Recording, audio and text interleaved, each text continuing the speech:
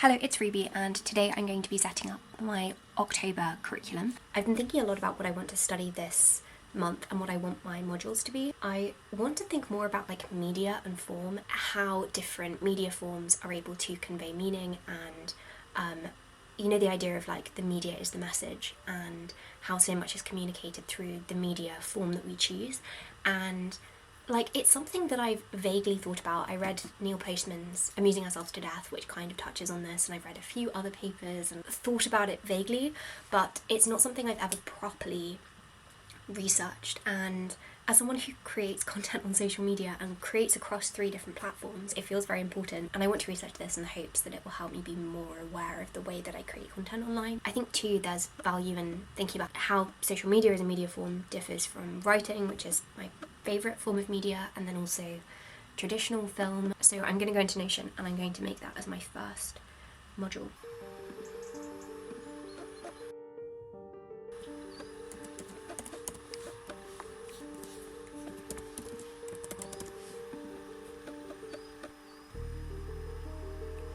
So I went into Notion, put some movie soundtracks on to play, and the first thing I always try and do is break a topic down, because a topic like media is absolutely massive, and so I made a load of subpages in this table, kind of loosely separating some of the key themes. I also made a note of some tasks that I wanted to do for each of the weeks, and I labelled these with week 1, week 2, week 3, so I knew which things I was meant to be doing in each of the weeks. I really like to structure my modules like this and make them feel as if they are university modules, because it gives them a tiny bit more formality and kind of helps to keep me a little bit more accountable with keeping up with it. However, it is not super strict, so if I don't end up getting around to everything, that really is okay. And with a personal curriculum, I think that is important. If you start on something and you realise it's not really interesting, you can take it in the direction you want to, and that's kind of the beauty of it. I then used my academic planner. This is from my stationery company, Pumpkin Productivity, and I filled out the monthly overview section, which has space for this to-do list on the left of all of the things you want to do, for example. And I love doing this because it makes me really excited about my month.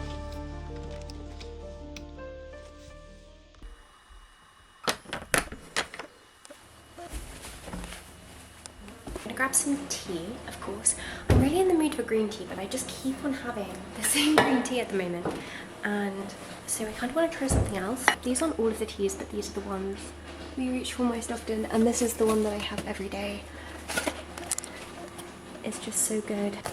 I don't know, maybe I should just go for it. And then my next tea, I will do something more interesting.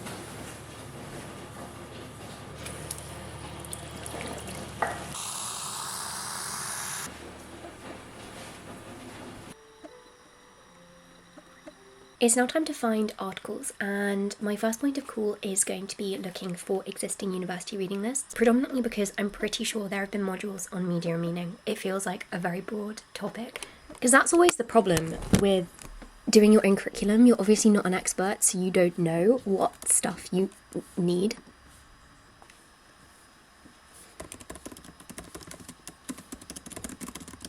Here, for example, is a module on media and meaning from the University of Kent, and if I scroll down here, see the library reading list, which I should be able to access. Here we go. So I'm going to have a look through here and see what I can pull out. As you can see, my browser is full of tabs here. These are all articles I'm thinking I might put onto my reading list. You might also be wondering what browser I'm using. The browser I use is Opera, and it's just got so many fun features which are ideal for researching. So this here is my setup, and you can completely customize it to make it personal to you. You can change the theme and the background, and you can also pin your absolute favorite websites so they're easy to access. When I'm taking notes, I love using the tab island feature to organize my tabs so they're not all over the place and very, very messy. Orange here is resources related to YouTube. Green is general media studies. and purple is short form. I used to have separate windows for all of my topics, but that meant so much scrolling and I could never find anything. There are also these little grey lines that show you the last tabs that you looked at, which is wonderful if, like me, you always have so many tabs open that you can't find the one you're looking for. You can also set up this floating music player, so you can easily play and pause music while you're working, which is of course a useful accompaniment when you are playing a study playlist in the background. I always use it for film soundtracks. There is also a video pop-out, which similarly you can drag around your screen, and this is amazing for those wonderful ambient YouTube videos which make you feel like you're in a cafe or like the middle of a woodland while you're working. And you can do this on any streaming site. You just click on this little button at the top of the screen and it detaches it so you can see the screen as you're working. If you want to change your web browser, if you want to try Opera, there is a link in the description box, and it is completely free. Completely free. Anyway, back to making the personal curriculum. I was making my reading list here and I just found a load of articles and books. They were kind of the only two types of resources that I put on here, but I made a long list and separated them under the different themes. Oh, it's quite dark. Good morning. It's just about 8 a.m. I've just had breakfast and I've got myself a mug of green tea, and we're going to do some studying. I'm very excited about this. I want to look at the resources which are related to media studies more broadly. I'll show you. So I want to read the first chapter of A Social History of Media from Gutenberg to the Internet, The Disneyization of Society, Chapter 1 of Ways of Seeing by John Berger, this article out of print from the New Yorker, and then I'm going to have a look through this, Understanding New Media. And yes, I did just renew my New Yorker subscription because I really wanted to read that article. I used to have a New Yorker subscription when I was 18 and 19, and then I renewed it when I was 20, but I haven't had a subscription for a while. And still, if I ever see a one-off magazine in the shops, which is quite unusual in the UK, I will buy it because I do really like it as a publication. I'm also going to be taking handwritten notes. This is the notebook. Like so many people, I've made the transition back to physical media, physical note-taking, and I love it. Like, it feels so much more connective than typing. Like, it's not as convenient. Of course it's not. I'm a much faster typer than I am writer. However, handwriting always makes you be more selective, and I love the fact that it is slightly more laborious, because a saying I've seen thrown around a lot recently is convenience kills creativity. Convenience, I think, can also kill deep thought. Like, when we're forced to slow down, maybe we're also forced to have that time to think and reflect. I'd be interested to hear your thoughts on the return to physical media too, and if you're the same, and if you prefer digital or physical note-taking. That New York article was so interesting. It was published in 2008 and it was talking about the death of newspapers in the age of internet. And keep in mind that this is 2008, so this is very early internet. And already it was reporting that newspapers had lost 42% of their market value in the last 3 years, like from 2005 to 2008. So think of it now. But what really struck me was, like, towards the end of the article, Eric Alterman was predicting what it would be in the future and what's going to happen to newspapers, and predicts community-based news becoming much bigger instead of there being a few more credible news resources. In 1896, when Adolph Ox became the head of the Times, he vowed to write without fear or favour, so the Times would be an objective source. Although there is definitely no thing as like a completely unbiased account, the goal for many big papers would be objectivity. And the prediction was that we're going to splinter off into more ideological, like, echo chambers of thought and news reporting, which is what we're seeing on social media. And that prediction was, 17 years ago? Anyway, I'm going to read the next one. I'm going to read chapter 1 of this. It's called The Disneyization of Society, and this was on the University of Kent reading list.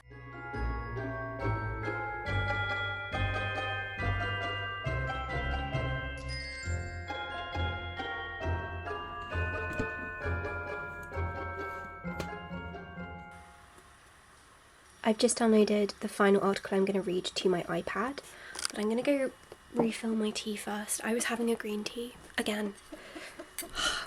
I said I need to have teas which aren't just the same tappy green tea, but it's just so good. You've been barky this morning, haven't you?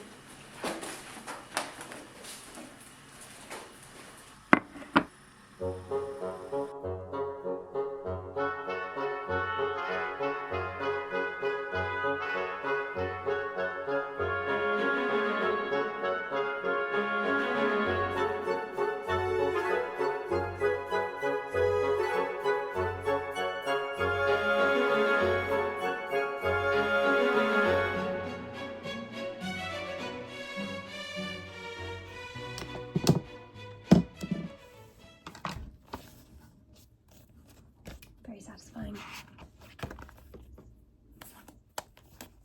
It's now about 11 o'clock, so I ended up working for 3 hours and read and took notes on all of the resources I wanted to read. You might have noticed that I was alternating between black ink and red ink, and I basically like to write anything from the source in black and then anything which is my own reflection in red. More than anything, it just encourages me to be reflecting on the material. If I've got the red pen there and I'm looking at the page and I'm like, oh, I haven't written anything, which is reflective, and that kind of encourages me / forces me to actually reflect on the material and write something. I am going to end this video here, but the next task that I will go ahead and do is write a summary, write a literature review of what I read here. My plan is to write it like an opinion piece, so again, I'm just really making myself think about my own view on this and what I think the implications of these readings are. All of the resources were quite old. I was predominantly working from university reading lists, but the major key texts that were appearing on these reading lists were predominantly from the 1990s or early 2000s, and of course media culture has changed so much since then. Like in the last 5 years alone, since COVID, everything's changed so much, and so I'm really looking forward to reading the social media based resources that I've put aside. Interestingly though, one of them, it was the final one I read. Let me just remind myself of what it was called. Where is that notebook? Wait, I'm so confused.